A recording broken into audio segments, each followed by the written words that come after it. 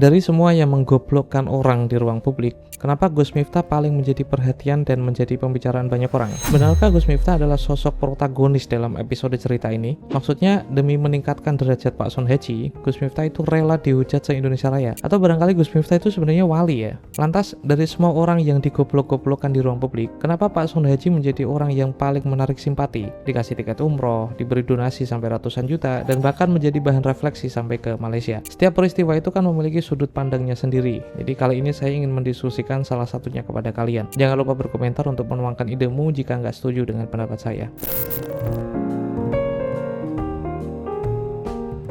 Dalam teori peran sosial, tokoh-tokoh agama, semua agama ya, jadi nggak hanya Islam saja, tokoh-tokoh agama itu memiliki peran simbolik yang kuat di dalam hati masyarakat. Peran simbolik ini berangkat dari ekspektasi orang-orang tentang tokoh-tokoh tersebut. Tokoh-tokoh itu kan mempelajari agama secara intens, sementara agama itu diturunkan Tuhan untuk memperbaiki akhlak manusia. Maka, tokoh-tokoh agama secara psikologi publik diharapkan bisa mencerminkan norma-norma agama di dalam posisi sosial mereka. Hal yang sama berlaku kepada Gus Baha, Gus Kausar, Gus Reza, Gus Ikdam, dan Gus yang sering pakai kacamata hitam meskipun sudah malam itu. Oleh karenanya, ketidaksesuaian antara peran sosial seorang Gus dengan norma-norma agama itu disebut dengan disonansi peran dalam kajian sosiologi. Contoh yang paling mewakili penjelasan tadi itu seperti ini. Ada orang yang ditangkap polisi karena menembak guru ngaji di Jepara. Pelakunya adalah anak seorang kiai besar di Jepara, bahkan anak dari Rois Suriah PCNU Jepara. Komentar orang-orang terhadap pelaku ini sepertinya nyaris seperti ini semua. Gus kok kayak ngono? Anaknya kiai kok iso sebrengsek kuwi? Jika pelakunya bukan anak dari tokoh agama di Jepara, orang-orang cenderung melihatnya sebagai kejahatan biasa. Respon orang-orang pun selevel respon terhadap kejahatan pada umumnya. Inilah akibat dari disonansi peran dari seorang Gus yang memicu reaksi emosional lebih besar dibandingkan kasus serupa yang melibatkan orang biasa. Hal ini karena masyarakat itu menaruh ekspektasi bahwa Gus sebagai anak kiai yang menekuni agama tidak boleh berkontradiksi dengan nilai yang dipelajari oleh ayah mereka sebagai pemimpin agama. Lantas, jika kita akhirnya melihat Gus yang ngedor guru ngaji di Jepara atau Gus Miftah yang menggoblokkan penjajah teh di majelisnya, apakah kita sebenarnya benar-benar dikelabui oleh titel Gus di balik nama seperti contoh Gus Miftah? Menurut para filsuf Aristotelian dan mungkin juga Ghazalian, tokoh-tokoh agama termasuk Gus sebenarnya diharapkan menjadi teladan moral yang harus melampaui manusia biasa. Contoh yang paling tepat yang mewakili ekspektasi ini adalah nasihat dari Gus Mus. Semoga Allah memanjangkan umur beliau.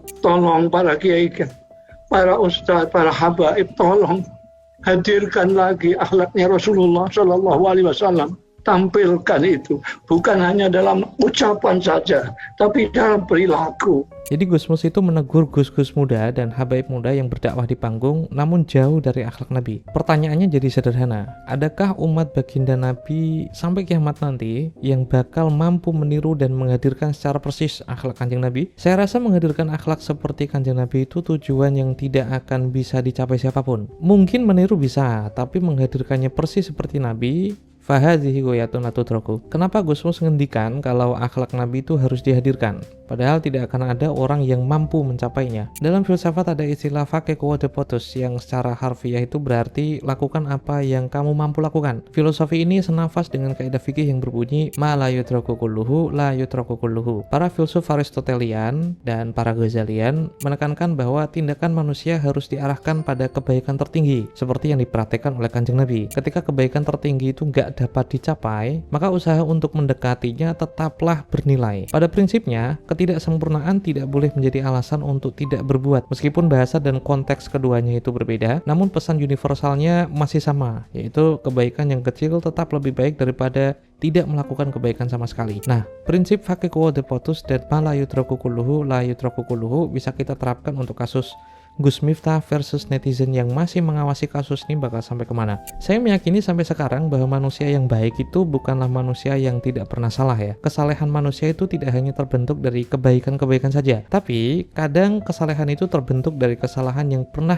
terjadi di masa lalunya. Dalam filsafat eksistensialisme, Jean-Paul Sartre pernah menyinggung hal ini, bahwa identitas seseorang itu tidak dibentuk oleh kesalahannya, tapi oleh tindakannya setelah kesalahan itu. Gus Miftah sudah meminta maaf untuk mempertanggungjawabkan pendapatan APBN yang dikumpulkan dari pajak masyarakat, Gus Miftah pun sudah mengundurkan diri dari jabatan utusan khusus presiden. Jadi perdebatan tentang Pak Sun Haji, penjajah es teh yang digoblok-goblokan Gus Miftah di ruang publik, boleh dianggap selesai. Tapi ternyata mulut Gus Miftah punya rekam jejak yang buruk dan kumuh, seperti pelecehan seksual yang dia lontarkan pada Bu Yati Pesek. Atiku yo loro banget ning kok aku karo Miftah diunekke kaya ngono.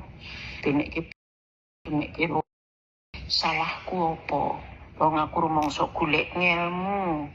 Aku minta empet wae nek eri. Terlepas bakal ada teatrikal Gus Miftah meminta maaf di depan Bu Yati Pesek ataupun tidak, terlepas Bu Yati Pesek akan diberi tiket umroh atau tidak, atau bakal ada speak up dari kalangan feminis atau tidak, jika kesadaran ini muncul dari ketulusan Gus Miftah dalam mengakui sebuah kekeliruan, siapa tahu beliau akan menaiki tangga spiritual yang lebih tinggi daripada sekarang. Sebagaimana Al-Ghazali itu menegaskan dalam kitab At-Taubah di dalam Ihya Ulumuddin, kesalahan adalah bagian dari perjalanan menuju kesempurnaan spiritual. Tapi jika kesadaran ini muncul karena ditegur oleh admin Gerindra, ditegur oleh Mayor Teddy, atau karena ditegur oleh Pak Prabowo sendiri, ya maka jangan terlalu berekspektasi terhadap Gus Miftah. Sebagai netizen, sama seperti kalian juga, saya tuh nggak pengen terlalu naif melihat dunia. Mungkin inilah cara Tuhan untuk mengajari kita semua tentang prinsip jangan terlalu berharap pada manusia, tapi berpegang teguhlah pada nilai. Jika kita berpegang pada nilai, kita tidak akan asing lihat penjahat kelas kakap yang akhirnya bertobat. Jika kita berpegang pada nilai, kelak juga kita tidak akan kaget dengan Gus dan Habaib yang sudah mencapai level kepopuleran internasional sekalipun ternyata bisa berkelakuan bejat.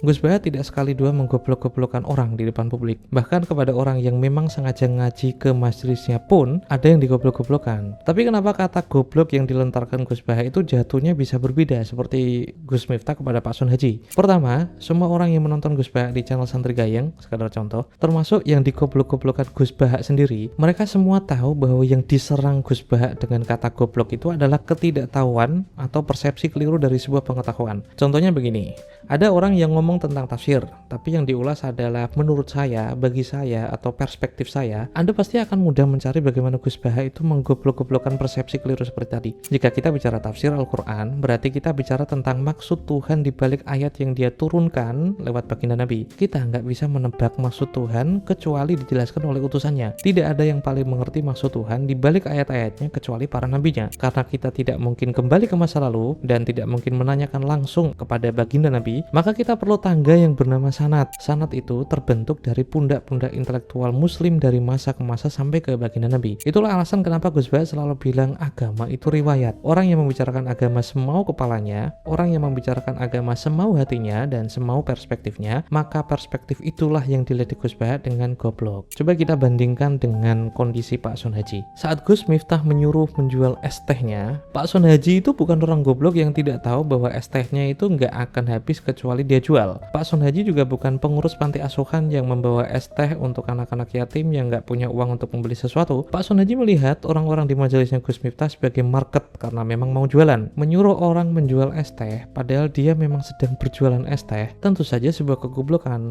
Kedua, orang datang untuk belajar, lantas dikatai bodoh sama Gus Baha, padahal mereka datang ke sana ya memang untuk belajar dari Gus Baha. Orang datang berjualan, dikatai bodoh sama Gus Miftah, setelah muncul suara kompak untuk memborong dagangan yang dia bopong di kepalanya. Sewaktu mengatai bodoh, kenapa Gus Baha jatuhnya jadi komedi, sementara Gus Miftah enggak? Gus Baha itu sudah berhasil membangun hubungan yang harmonis dengan audiensnya, termasuk penonton yang tidak hadir di majelis itu. Sisi faktual dari keharmonisan hubungan Gus Baha dan santrinya itu, orang yang datang ke majelis Gus Baha sudah sangat yakin dengan kelemahan intelektualnya dibandingkan Gus Baha. Makanya mereka itu datang untuk belajar kepada Gus Baha. Saat mereka dikatai goblok, yang notabene hal itu adalah faktual bagi mereka, berkat hubungan harmonis ini, jatuhnya jadi humor yang dimaklumi dan diterima sebagai komedi. Sementara Gus Miftah itu belum berhasil membangun keharmonisan yang sama seperti Gus Baha dan para muhibbinnya. Jarak yang lebar antara kepintaran Gus Baha dan muhibbinnya di majelis tidak membuat kata goblok menjadi ofensif, tapi jarak yang lebar antara kekayaan Gus Miftah dan Pak Sun Haji itu membuat kata goblok jadi langsung ofensif. Apalagi Gus Miftah udah diminta untuk memborong. Netizen itu, saudara-saudara yang beriman, paling sensitif dengan urusan ketidakadilan sosial dan paling sensitif ketika ada hinaan terhadap sebuah ikhtiar. Saat Pak Sun Haji diledek seperti itu, maka orang-orang yang pernah mengalami kemiskinan, orang-orang yang pernah jualan ke sana kemarin namun gak ada yang laku, orang-orang yang pernah punya punya pengalaman pahit terhadap kemiskinan itu langsung melihat ucapan Gus Miftah ini sangat melukai. Kendatipun orang yang dihina itu bukan mereka, tapi Pak Sunhaji. Jika yang dihina adalah Pak Sunhaji, kenapa netizen ikut tersinggung? Alasan sebagai sesama manusia itu membuat netizen melakukannya. Dalam penghinaan itu, masyarakat melihat cermin yang memantulkan kemungkinan bahwa mereka itu bisa jadi Pak Sunhaji berikutnya. Tentu saja bukan Gus Miftah sebagai pelaku, mungkin orang lain. Maka, reaksi tersinggung bukan hanya tentang Pak Sunhaji, tapi juga tentang melindungi martabat kita bersama. Seperti yang diajarkan oleh Jean-Paul Sartre, ketika Anda menyakiti manusia lain, Anda itu sebenarnya menyakiti kemanusiaan. Semoga penjelasan ini sampai ke